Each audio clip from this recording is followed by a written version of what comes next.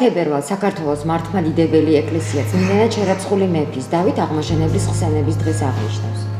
დავით აღმაშენებლის სახელს ქვეყნის გაერთიანება და აღმშენებლობა, დიდი საბრძოლო გამარჯვებები, ქვეყნის ძლიერების სიმბოლოდ ქცეული დიდგორი უკავშირდება.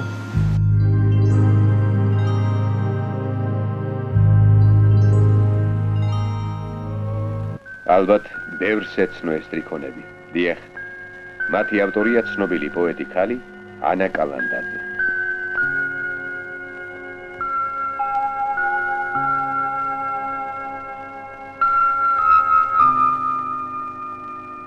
გულზე დამადგით ფეხი ყოველმან, წყალობა ყავით.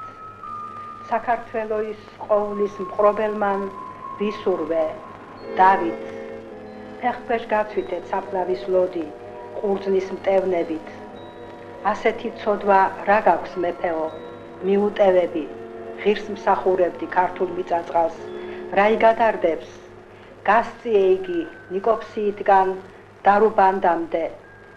თუ ეს მაღალთა თამდავლობაა ოდით და ოდით, თუ ცოდვილი ხარ, მაშინ მეფეო რაღაქნან ცოდვილთ სულის სიმშვიდის ვერსით მპოველთა, ფეხი დამადგით, გულზე დამადგით ფეხი ყოველთა.